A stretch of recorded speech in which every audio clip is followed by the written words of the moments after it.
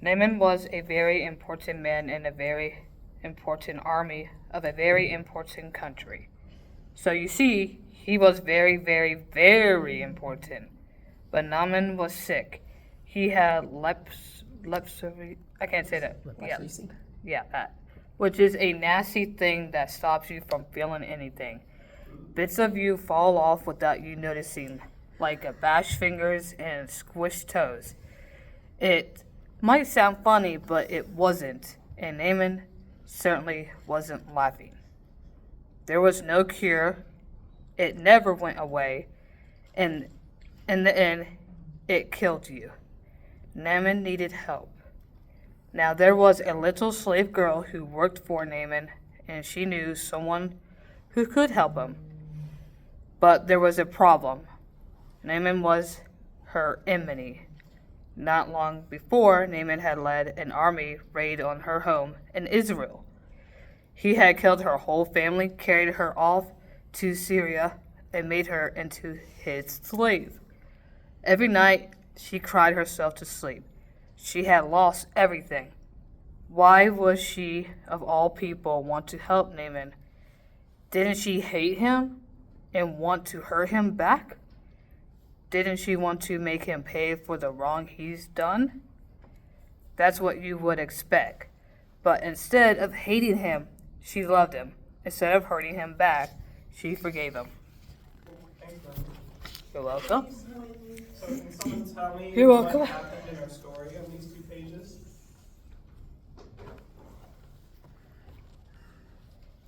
Yes, Cody? Oh, we're going to read that in a minute. Yes, sir. I'm glad that you're ready. I'll go back in a second. Did we find out the name of this person? Yes. Yeah? What's their name? Naaman. Naaman. So this guy's name is Naaman. And what does our story tell us about Naaman? There's 2 big things that it tells us. Hey, Griffin. Is Naaman, is he important or not very important? Not very important. He's very important, that's right. Very important. That's a good one. So one thing we know about this guy is he's important. And that makes sense with his big window and his fancy clothes. What is the second thing that we read about this guy, about Naaman? Is he healthy? No, you're right, Neil. It's not. If he's not healthy, then what is he? Is he Sad. Well, he might be mad. Oh, we You're don't. probably right. Sick. Sad. Sick. Yeah. Anger is kind of like mad. You're right. Be kind. So 2 things about this guy. What was the first thing? Griffin said it. He's very Very Important. important. And what was the second thing about this guy? Sick. He's Very sick. sick. So then our story talks about this girl here in the bottom corner, right? And what does it tell us about this girl?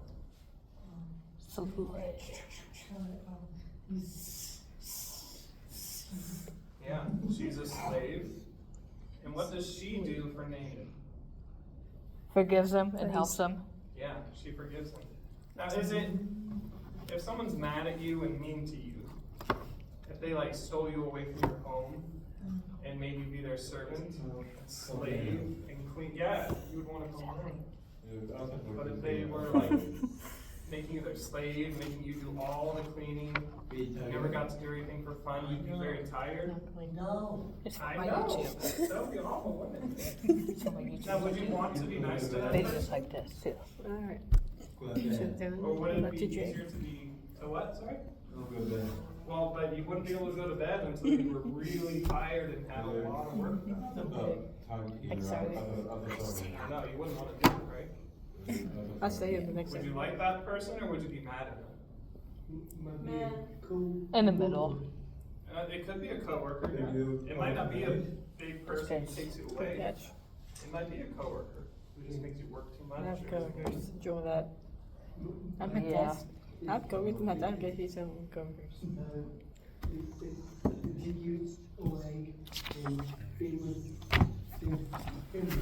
Yeah, they would taking you away from your family would be Yes, Patrick. Is this serious? Yeah, I think you do.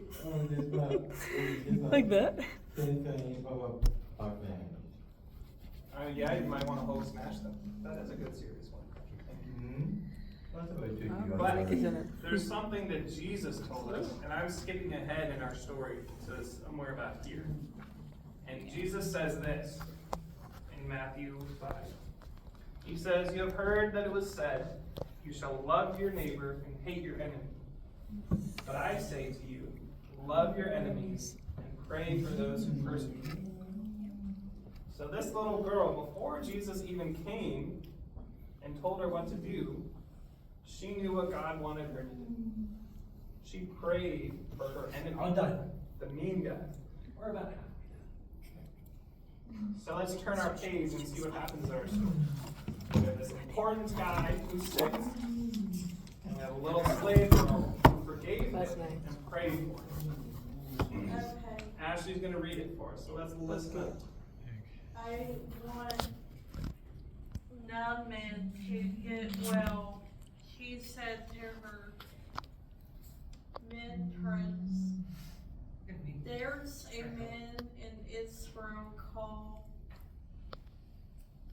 Elisha who can heal him. I go say Naaman." Blowing up to his wagons and putting on his flashing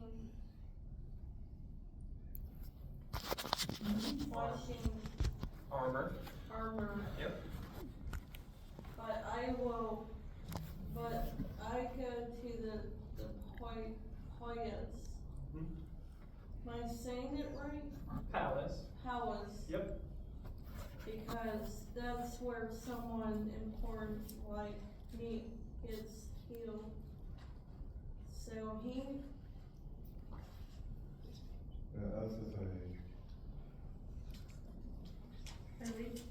You're going to take you, Ashley. off to Israel and went straight to the king.